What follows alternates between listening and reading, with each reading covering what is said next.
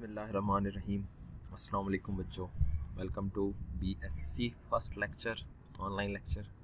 Chapter हमारे पास है इलेक्ट्रिक फील्ड और आज हमने पढ़ना है इलेक्ट्रिक फील्ड क्या होता है एंड देन हम देखेंगे electric field due to point charge and many charges. तो स्टार्ट करते हैं जी। हमारे पास टॉपिक है इलेक्ट्रिक फील्ड का, इंट्रोडक्शन टू इलेक्ट्रिक फील्ड। तो इलेक्ट्रिक फील्ड क्या है? द रीजन और space around a charge in which it can exert force of attraction or repulsion on any another charged bodies is called electric field। तो electric field क्या है? Electric field आपके पास है, अगर ये मेरे पास एक चार्ज Q मौजूद है तो इसके इर्द गिर्द का एक रीजन होगा जिसमें ये दूसरे आने वाले चार्जेस के ऊपर क्या एक्सर्ट करेगा? फोर्स एक्सर्ट करेगा। तो वो जो रीजन है इसके इर्द गिर्द का, वो रीजन क्या कहलाता है? इलेक्ट्रिक फील्ड कहलाता है। यानी अगर इसके इर्द गिर्द मैं एक दूसरा चार्ज लेके आऊँ जिसे मैं कहता हूँ टेस्ट चार्ज, तो अब ये जो चार्ज है वो इस चार्ज के ऊपर एक रिपल्जन की फोर्स लगाएगा। दोनों पॉजिटिव हैं तो दोनों एक दूसरे को रिपेल करेंगे। तो ये अगर दूसरे चार्ज बॉडीज के ऊपर रिपल्जन की फोर्स लगा सकता है तो वो रीजन हमारा क्या कहलाता है? इलेक्ट्रिक फील्ड कहलाता है। तो द रीजन और space around a charge in which it exert force on another charge that may be attraction that may be repulsion is known as electric field. Next, अब point आ जाता है electric field intensity का। अगर charge के करीब हो तो कितनी फोर्स लगाएगा, अगर चार्ज से दूर होते जाएं तो क्या इफेक्ट होगा, वो हमें कौन बताती है? Electric field intensity, electric field की शिद्दत। तो इलेक्ट्रिक फील्ड की शिद्दत क्या है? कॉमन सेंस है, चार्ज के करीब होंगे तो इलेक्ट्रिक फील्ड स्ट्रॉन्ग होगा, दूर जाएंगे तो इलेक्ट्रिक फील्ड वीक होना शुरू हो जाएगा। मेजर कैसे करते हैं? The electrostatic force on a unit positive charge at any point at a specific point. अगर आप किसी पॉइंट के ऊपर चार्ज को प्लेस कर देंगे तो वो यूनिट पॉजिटिव चार्ज के ऊपर जो फोर्स लगाएगा वो फोर्स कहलाएगी, फोर्स पर यूनिट चार्ज कहलाएगी electric field strength. E is equal to F over Q not. तो force per unit charge is known as electric field strength. अब ये जो यूनिट पॉजिटिव चार्ज है ये हम यूज करेंगे स्मॉल मैग्नीट्यूड चार्ज, जिसको हम टेस्ट चार्ज कहते हैं। ये हमेशा पहली बात है पॉजिटिव होगा और दूसरा ये बात ये है कि ये हमेशा जो है आपके पास की मैग्नीट्यूड स्मॉल होगी। तो F ओवर Q नॉट ये इलेक्ट्रिक फील्ड स्ट्रेंथ कहलाएगी। ये वेक्टर क्वांटिटी है, ठीक होगी बात, क्योंकि इसमें क्या इन्वॉल्व है? फोर्स इन्वॉल्व है। फोर्स भी अब आपके पास क्या है? Vector quantity. Where F is the electrostatic force between the source charge Q and the test charge Q not. The test charge Q not should be very small.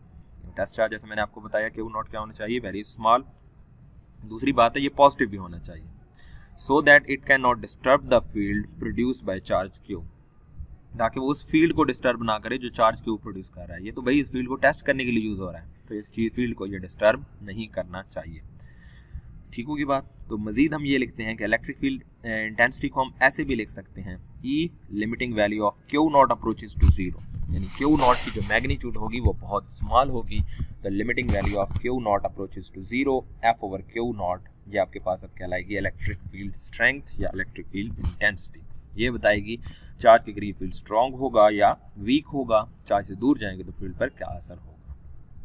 Next जो topic है वो हमने फाइंड आउट करना है field due to a point charge. Point charge mean small charge. तो ये अगर हमारे पास एक पॉजिटिव चार्ज है और ये जो लाइंस आपको नजर आ रही हैं इनको हम कहते हैं इलेक्ट्रिक फील्ड लाइंस। ये क्या है? Electric field lines. Electric field lines क्या होती हैं कि फील्ड के अंदर जो पाथ फॉलो करता है unit positive charge, the path followed by unit positive charge in an electric field, वो आपके पास क्या कहलाती है? इलेक्ट्रिक फील्ड लाइन कहलाती है। सपोज अगर मैं यूनिट चार्ज को यहाँ पर प्लेस करता हूँ तो ये पॉजिटिव और वो पॉजिटिव रिपेल करेंगे तो इस पाथ को फॉलो करेगा, यहाँ पर रखेंगे तो इस पाथ को फॉलो करेगा। तो जिस पॉइंट के ऊपर रखते जाएंगे चार्ज उसी पाथ को फॉलो करेगा और वो आपके पास कहलाएगी इलेक्ट्रिक फील्ड लाइन कहलाएगी। जैसे ये एक इलेक्ट्रिक फील्ड लाइन है, यहाँ पर हमने टेस्ट चार्ज को प्लेस किया पॉइंट P के ऊपर, तो ये उसको अपने से क्या करेगा? रिपेल करेगा। दोनों के दरमियान जो डिस्टेंस है उस डिस्टेंस को हम लिख देते हैं, ये डिस्टेंस हमारे पास होगा R। ये डिस्टेंस दोनों चार्जेस के दरमियान में है। तो अब ये उसको क्या करेगा? रिपेल करेगा।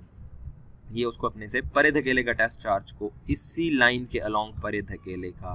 तो यहाँ पर एक फोर्स लग रही है जिसको हम नाम देते हैं इलेक्ट्रिक फोर्स का। अगर इलेक्ट्रिक फोर्स को फाइंड आउट करें तो इन दो चार्जेस के दरमियान जो इलेक्ट्रिक फोर्स है वो according to Coulomb's law F is equal to 1 over 4 pi epsilon not Q1 Q2 over R square. तो Q1 की जगह आ गया Q, Q2 की जगह आ गया Q not over R square. ये इलेक्ट्रोस्टैटिक फोर्स आ चुकी है। The electric field intensity due a point charge Q can be obtained by putting the value of electrostatic in equation 1। ये जो हमारे पास इक्वेशन 1 थी ये वाली, इसमें अब हम फोर्स की वैल्यू को फाइंड आउट करते हैं। देखिए ना, ये फोर्स है जो ये चार्ज इस पर एक्सर्ट कर रहा है, which is given by 1/4 pi epsilon not Q not over r square. ये हमने उस इक्वेशन में पुट कर दी। ये हमारे पास इक्वेशन है, f की जगह आ गया 1/4 pi epsilon not Q not over r square over Q not. तो ये Q नॉट से Q नॉट कैंसिल होके ये आ गया 1/4 pi epsilon not Q over r square. अब ये इलेक्ट्रिक फील्ड इंटेंसिटी का रिलेशन आ चुका है due to point charge. According to this relation that E is directly related to magnitude of charge. E is directly related to magnitude of charge. What does it mean? It means greater the magnitude of charge, greater will be the electric field strength. जितनी ज्यादा charge की magnitude होगी उतनी ज्यादा electric field strength होगी आपके पास। Similarly, E is inversely related to R square, यानी square of the distance को फॉलो करता है। अगर आप चार्ज के करीब होंगे, R स्मॉल होगा, तो इलेक्ट्रिक फील्ड क्या होगा? स्ट्रॉन्ग होगा। और अगर चार्ज से दूर होना शुरू हो जाएंगे, R बढ़ना शुरू हो जाएगा, तो इलेक्ट्रिक फील्ड वीक होना शुरू हो जाएगा। तो ये है electric field between two around any charge, electric field due to a point charge at any instant, जिसको आप इस फार्मूले से फाइंड आउट कर सकते हैं। E is directly related to Q, inversely related to R square. This expression gives the magnitude of electric field intensity due to a point charge. ये expression किसको शो कर रहा है? Electric field intensity due to a point charge. Now start में मैंने कहा था electric field intensity कौन सी क्वांटिटी है? वेक्टर क्वांटिटी है, तो फिर फोर्स इसकी डायरेक्शन भी होगी। इसकी डायरेक्शन किस पर डिपेंड करेगी? फोर्स पे। जो फोर्स की डायरेक्शन वो ही इलेक्ट्रिक फील्ड इंटेंसिटी की डायरेक्शन। तो इसकी डायरेक्शन आपके पास बन जाएगी r हेड। जो हमारे पास फोर्स की डायरेक्शन है वो क्या बन जाएगी? आपके पास r हेड बन जाएगी। ठीक होगी बात। r head is a unit vector जो डायरेक्शन को शो करता है। तो यहाँ पर आ जाएगा electric field in terms of vector form is equal to 1/4 pi epsilon not Q over r square. ये आ गई मैग्नीट्यूड, और डायरेक्शन की जगह यहाँ पर हमारे पास क्या आ गया? r हेड आ गया। तो ये है electric field intensity due to a point charge को फाइंड आउट करने का रिलेशन। नाउ पॉइंट इज, ये तो था हमारे पास सिंगल चार्ज।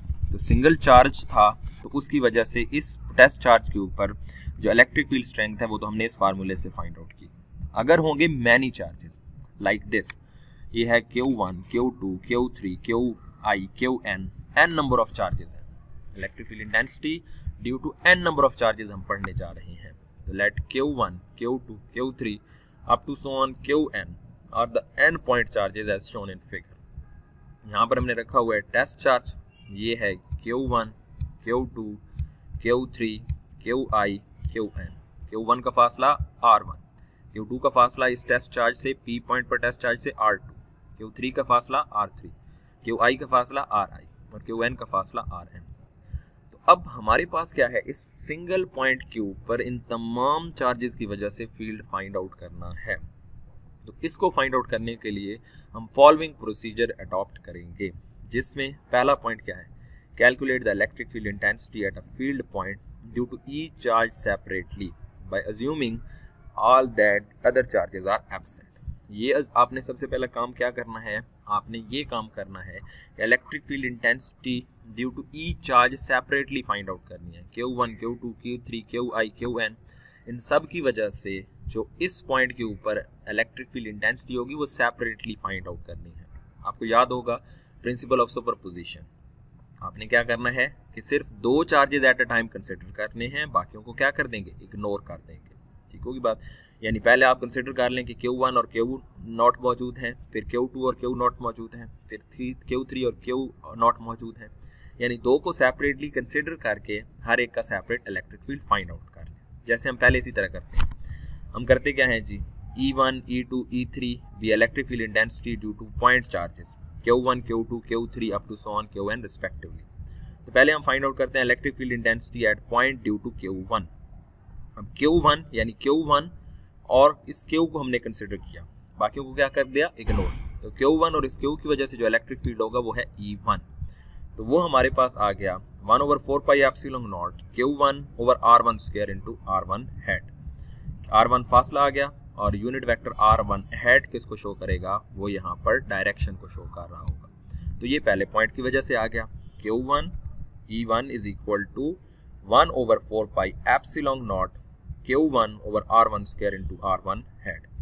सेकंड की वजह से क्या आएगा, electric field intensity due to point charge Q2 1/4 pi epsilon not. इसी तरह चार्ज की जगह आ गया Q नॉट, डिस्टेंस की जगह आ जाएगा R not 2 square R2 head. Third की वजह से electric field intensity at a field due to a point charge Q3 तो 1/4 pi epsilon not Q3 over R3 square into R3 head up to so on electric field intensity at a point due to point charge Qn is equal to 1/4 pi epsilon not Qn over Rn square into Rn head. यानी तमाम charges हमने दो pairs में consider करके principle of superposition use किया और separately consider करके हर एक का हमने electric field E1 E2 E3 up to so on En find out कर लिया।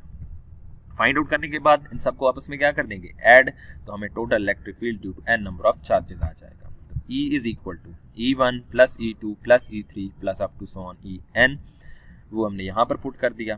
पहले की वजह से है 1/4 pi epsilon not Q1 over R1 square R1 head. दूसरे की वजह से 1/4 pi epsilon not Q2 over R2 square into R2 head.